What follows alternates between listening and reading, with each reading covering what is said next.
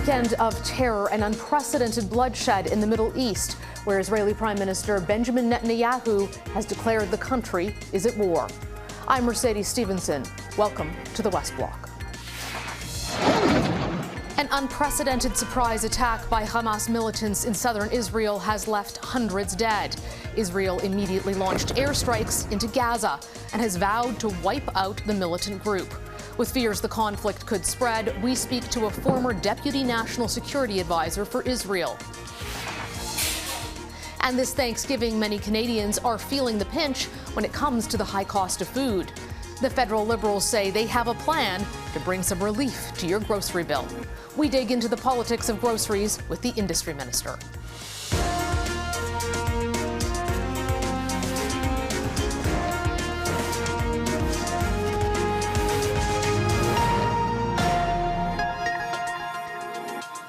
Early Saturday morning, Hamas militants launched a massive, unprecedented, and coordinated infiltration operation on land, sea, and from the air. Families were killed, revelers at a music festival were shot, and civilians were terrorized in the streets. Israel retaliated, launching airstrikes into the Gaza Strip, leveling high-rises. Hundreds have been killed. The Israeli government says a substantial number of Israeli citizens and soldiers have been kidnapped by Hamas and taken to Gaza. Joining me now to discuss this evolving and very volatile situation is Chuck Freilich, a former Deputy National Security Advisor in Israel. He's now a professor at Columbia University and Tel Aviv University. Thank you so much for joining us, Chuck. I know this is a difficult day for your country to be talking about what is happening there. Can we start with speaking to the significance of this attack on Israel and what it means for the country, as well as what's unfolding right now? Well, this is one of the worst developments in Israel's history. It's the first time since the War of Independence in 1948 that Israeli territory was occupied, even briefly, and there's still a couple of points of resistance that are ongoing. This is an earthquake for Israel, militarily, psychologically, the sense of people's security. And it's, I believe, a total different change in the situation, which is going to require responses by Israel on a completely different level. We cannot accept this. Do you believe that given the changes you're speaking to, and you're seeing the White House calling this terrorism is never justified, the international community in many cases speaking out in favor of Israel, saying the country has a right to defend itself, do you believe that this change and how horrific elements of this attack were broadcasted? You can see videos of women being kidnapped, videos of people running and being shot as they flee. It's a very graphic visual representation of the terror that unfolded. Does this change the calculus for the Israeli military in terms of their ability or decision to go in and retake Gaza and try to crush Hamas? Well, I think, of course, the pictures are horrific, and Hamas is playing it up for propaganda purposes. That would be to be expected. Look, I think our territory was invaded. This isn't an issue of the West Bank, of the settlements. This is Israel's fundamental security. And to allow this to just go by with, let's say, a more of the same or a slightly more of the same kind of response, to go and just hit Hamas hard, I don't believe that begins to rise to the occasion. I believe that we will have to launch by the way, militarily or strategically and politically, the government has no other choice, but to go in with a very major operation, potentially to actually conquer all of Gaza, spend a while, this is a few months in any event, trying to root out all of the rockets, and there are tens of thousands of them, so it's not an easy objective, and it's actually a very bloody one because it'll be house-to-house fighting. And I think we have to end this with someone else in power in Gaza, and the only potentially somewhat responsible someone else is the Palestinian Authority, which was overthrown by Hamas in 2007. We have to find a way for the end game in this war to be a restoration of control of the PA, the Palestinian Authority. Both Hamas and the Israeli government have said that there are at least dozens of Israeli citizens and soldiers who have been taken hostage. Hamas is warning the Israeli government that they have spread them throughout Gaza. They're in individual homes and locations, trying to use them essentially as human shields, I would imagine, against the operation. How does the Israeli government think about what to do in this situation? There's obviously the option of potentially a prisoner exchange. There's the question of how you carry out a military operation when citizens of your own country are potentially going to die in that operation. What is the calculus here for Benjamin Netanyahu and the Israeli government on how to handle the hostages? Well, Netanyahu famously made a deal for the exchange of approximately 1,100 Hamas terrorists who were in Israeli prisons in exchange for one Israeli soldier, Gilad Shalit, about a decade ago. And that was a truly egregious error. You cannot, I'm not against any negotiations and any deals with terrorists. So sometimes you have to cut your losses and do that. But that set a very dangerous precedent. We can't possibly come up with the kind of numbers they might want for the magnitude of hostages today. And in any event, I don't think we're in a negotiating place at this point. The military operation has to take place. And of course, things will be done to try and minimize the impact on the hostages, but it has to take place regardless of that consideration. I understand how horrific what I'm saying is, and if I had a loved one there, I might be taking a different position. But the state of Israel cannot allow what has happened to stand, and we cannot give in to this kind of extortion. This is, in essence, a battle for pretty much for national survival. There is also concern for Palestinian civilians who knew nothing of this attack being planned by Hamas, who could be caught in the crossfire and killed. I know the Israeli government has warned them to leave, but is that a simple thing for them to do, or are there a number of people who are potentially trapped here and are going to be victims of the fighting? Well, yes. Tragically, civilians always pay the price of military conflicts.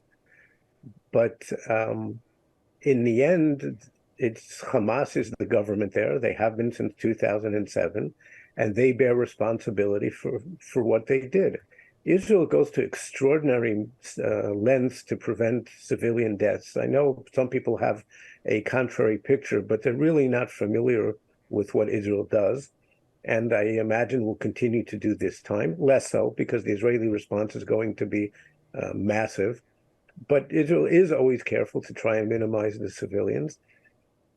We have to bring in a new, more moderate and more responsible government to Hamas, to Gaza. Hamas is a terrorist organization which is in charge of a mini state. Has to change. Why do you believe that this happened now? People didn't see it coming. It's being described as a massive intelligence failure. So what do you believe was the trigger point or the decision-making process for Hamas to attack? Oh, when major events happen, we always go and look for explanations post facto. Part of it was simply an intelligence failure. And the best intelligence agencies blow it sometimes, and this happened here. But I think it reflects, and if you say, why is the timing? There was the symbolism of the specific day, 50 years and one day after the Yom Kippur War. But this was something that was clearly planned many months in advance. This was very, very well thought out on their part. And they were at least partly taking advantage of the domestic turmoil in Israel, which has been the so-called judicial reform. I call it a judicial wrecking ball, which tore Israeli society apart, which clearly weakened the IDF, and we're seeing it now. And they believed that this was a unique timing from their perspective, that there would never be a better time to attack Israel.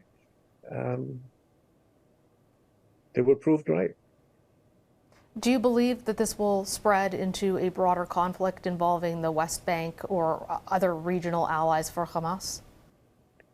Well, yes, there's a clear danger of an escalation in the West Bank and East Jerusalem, but the real danger is whether there's an escalation with Hezbollah in Lebanon and potentially with Iran. They've got their own forces in Syria.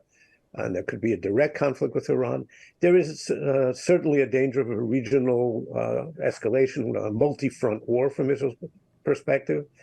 And of course, that would be a very dangerous development from our point of view.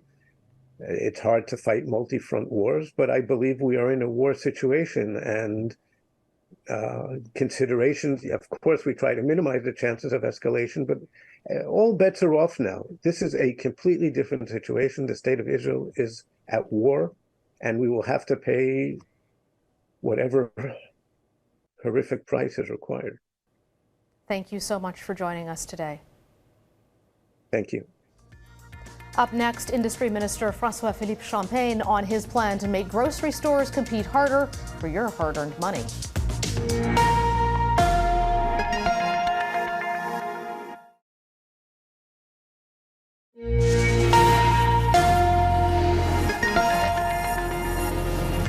The cost of, well, everything is expensive for a lot of Canadians right now, and that's certainly reflected on people's grocery bills. The federal government has promised action to help lower food costs. The major grocery store chains had until Thanksgiving, so this weekend, to come up with a plan. Ottawa says that's only one piece of its strategy to try to help Canadians who are struggling to pay their bills, but the opposition isn't buying it. And all they offered, since they promised to bring prices down by Thanksgiving, is a code of conduct, an office, and a photo op. You can't eat any of those three things. Your plan to ask CEOs nicely to reduce prices is ridiculous. For more on what the government can and can't do to lower your grocery costs at the till, I'm joined by Innovation, Science and Industry Minister François-Philippe Champagne. Welcome, Minister. Great to see you. Great to be with you on this beautiful Sunday. It is a Sunday when so many people are about to sit down and enjoy perhaps a lovely turkey, a ham. But for some people, realistically, they haven't been able to buy that this year, or they've had to sacrifice something really significant. Your government has promised to do more about this, but we haven't seen a lot of detail on how you're going to cause grocery stores to lower prices and just how directly you really can influence the cost of a can of beans or a pack of noodles. Sure. So what is it that you're going to achieve? Canadians watching, I cannot do miracle, but what they expect from us is to fight for them.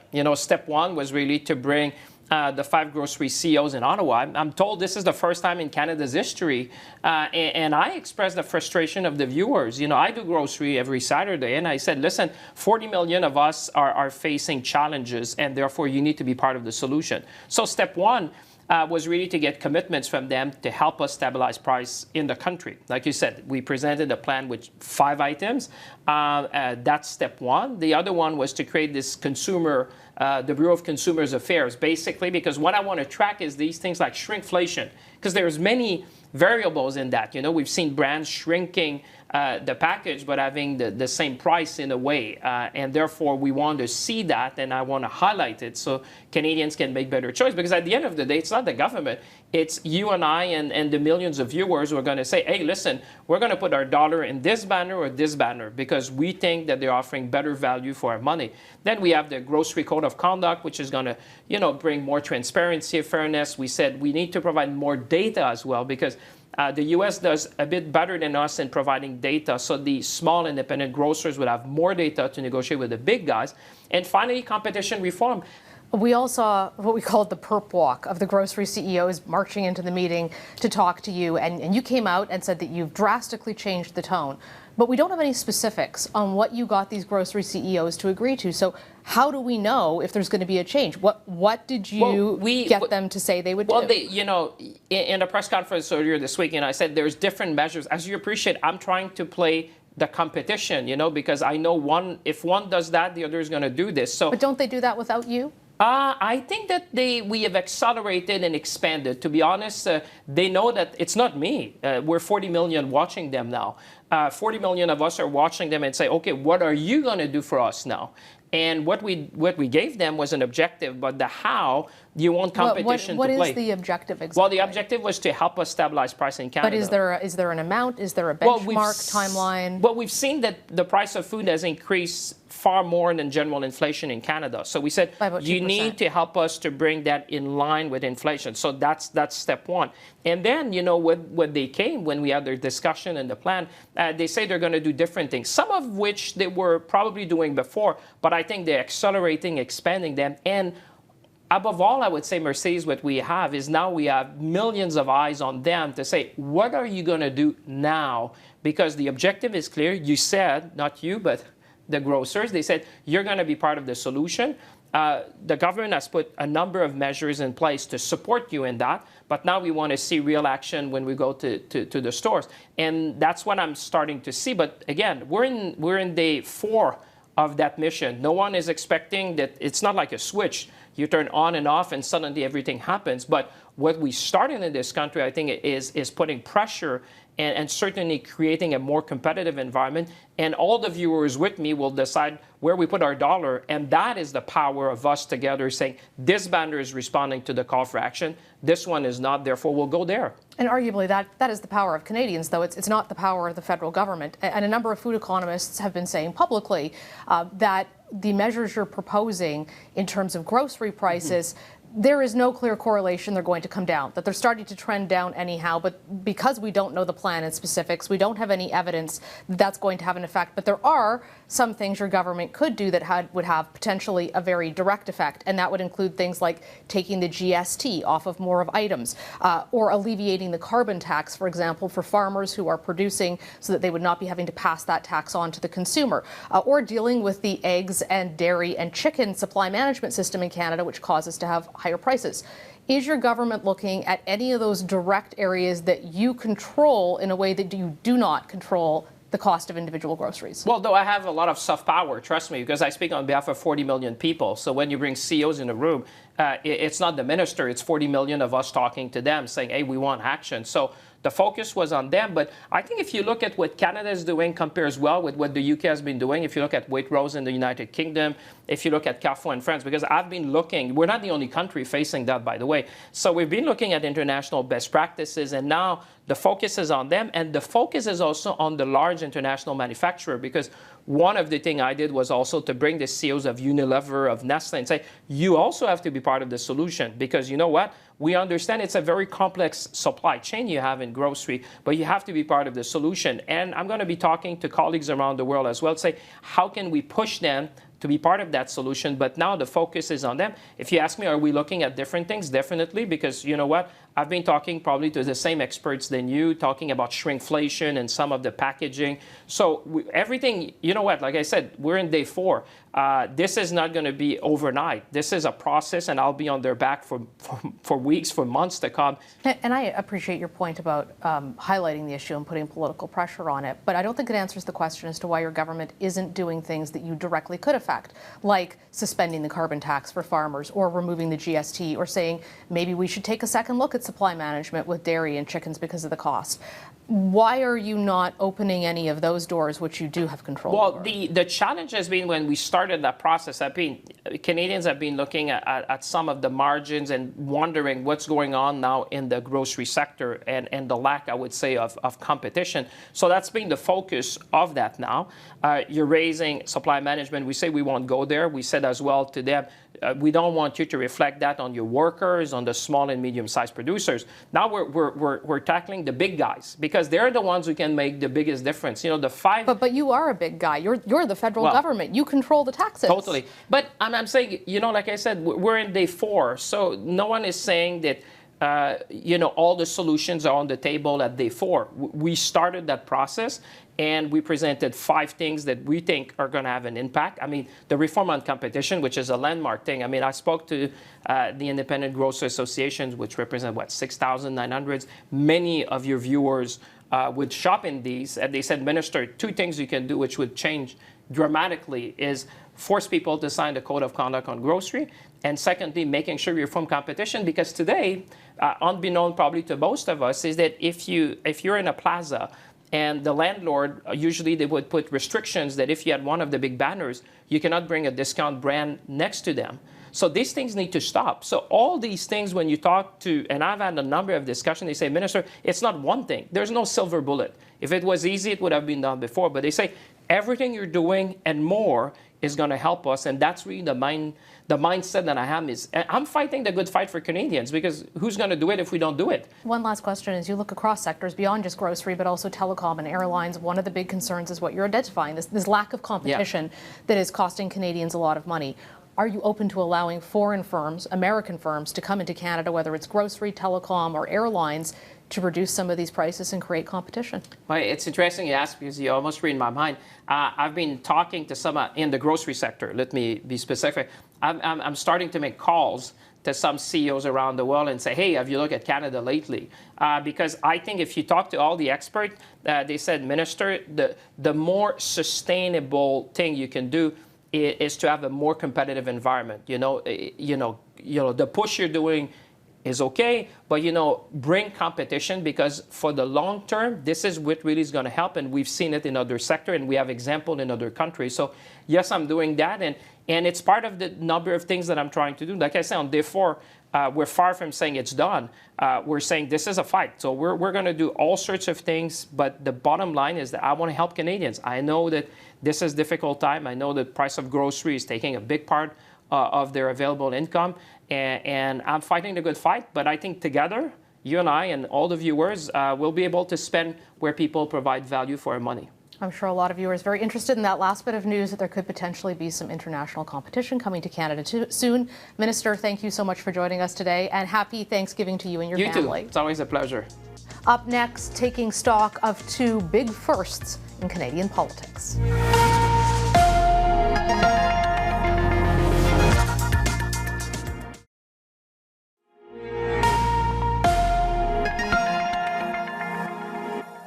Now for one last thing. This week, Canada had 2 historic elections, representing change as high-profile political jobs begin to reflect the diversity of our nation. In Manitoba, NDP leader Wab Kinew became the first First Nations provincial premier. I want to speak to young Nietzsche's in particular. I was given a second chance in life. And I would like to think that I've made good on that opportunity. And you can do the same. Kinew spoke powerfully about what his win means to his family, including his Uncle Fred, a residential school survivor who was on the stage with his nephew on election night. Think about what yesterday meant for him, who was in St. Mary's Residential School, who experienced the worst of it in our country's history. Greg Fergus. In Ottawa, Liberal MP Greg Fergus was elected as the first Black Speaker of the House of Commons. The win was full circle for Fergus. In 1988, I sat right there at the foot of the Speaker's chair as a parliamentary page, where I was awed by the majesty of this sanctum of democracy. And the emotion and joy was clear on the Hill. It's a historical moment for us, for kids like mine, because I'm a granddad, how important it is to come here and to see his picture. Beacons of hope for future generations, who can now finally see themselves represented in 2 of the highest roles in Canadian politics. That's our show for today. Thanks for spending time with us, and happy Thanksgiving. We'll see you next week.